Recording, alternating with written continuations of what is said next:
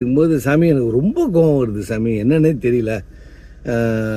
ரொம்ப எல்லாரையுமே டக்கு டக்குன்னு பேசிடுறேன் அப்படிங்கிற மாதிரி ரொம்ப, இது எப்படியாவது குறைச்சா பரவாயில்ல சாமின்னு சொல்லி கேட்குறான்.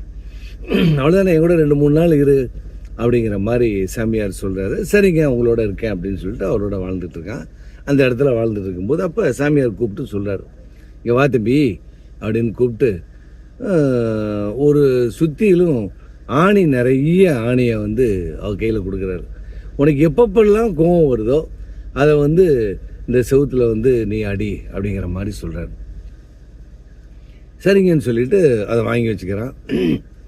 எப்பப்பெல்லாம் கோவம் வரும்போது உடனே நேராக போய் ஆணி எடுத்து அடிக்கிறான். பார்த்தா நாள் பார்த்தா கிட்டத்தட்ட 100 ஆணி பக்கம் அடிச்சிட்டான். அவ்வளோ கோவம் அவனுக்கு வந்திருக்கு. அடுத்த நாள் அப்படியே கொஞ்சம் குறையுது. அடுத்த நாள் அவனுக்கே தெரியுது. கொஞ்சம் கொஞ்சமாக கோவத்தை குறைச்சி ஆல்மோஸ்ட்டு சிங்கிள் கொண்டு வந்துட்டான். கம்மியாகிடுச்சு. ஆல்மோஸ்ட்டு முடிஞ்ச கோவம், ஒரு நாள் கோவமே இல்லாத அளவுக்கு தன்னை தயார் பண்ணிட்டான்.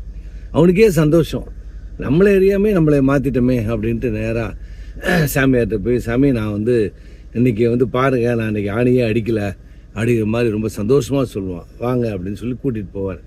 கூட்டிகிட்டு போய் எல்லாத்தையும் பார்த்துட்டு, சரி ரைட், நீ என்ன பண்ணுற, இந்த அடித்த ஆணியெல்லாம் கொஞ்சம் பிடுங்கிடு அப்படிங்கிற மாதிரி சொல்லுவார்.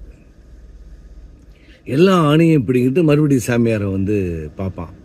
சாமியார் வந்து அவனை கூட்டிகிட்டு போவார்.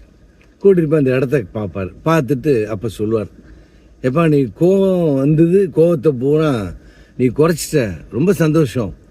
அந்த கோவம் வரும்போதெல்லாம் ஆணி அடித்த, இப்போ அந்த ஆணையெல்லாம் பிடுங்கிட்ட, ரொம்ப உண்மையிலேயே ரொம்ப பாராட்டுக்குரியது. ஆனால் உத்து பாரு, அந்த பக்கம் செவுறு எப்படி இருக்குது பாரு அப்படிம்பாரு. எங்கே பார்த்தாலும் குழியாகவே இருக்குது சாமி அப்படிங்கிற மாதிரி சொல்லுவான். நீ கோபம் குறைஞ்சிருச்சு, ஆனால் நீ கோபத்தினால பேசின வார்த்தைகள் இருக்குல்ல, அதுதான் இதனுடைய பாதிப்பு. பார்த்து